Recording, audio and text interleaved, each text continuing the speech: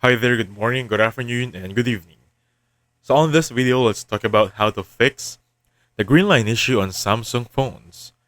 Now, quick fix number one, restart your phone. Basically, hold the power button and make sure you restart your phone, and sometimes this actually works.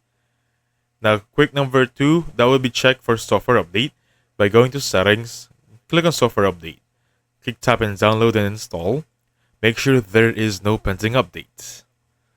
Step number three, that would be boot in safe mode. So safe mode helps check if an app is causing the issue. So power off your phone and then hold the power button to tap the power off. Restart in safe mode by holding the power button until the Samsung logo appears.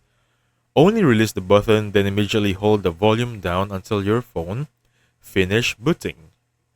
Check your screen. If the green line is gone in safe mode, an app might be the problem.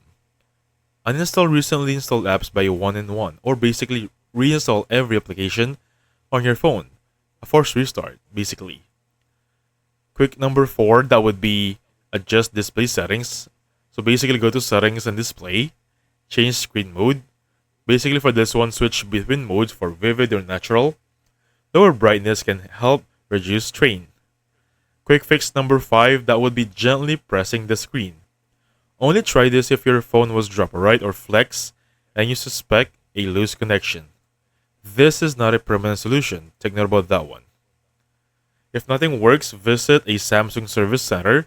The green light may indicate an LED problem, hardware failure, or loose display connectors. Or basically, you have a replacement for a screen. Other than that, the above mentioned fix should work. So thank you so much for watching. I'll catch you on the next one.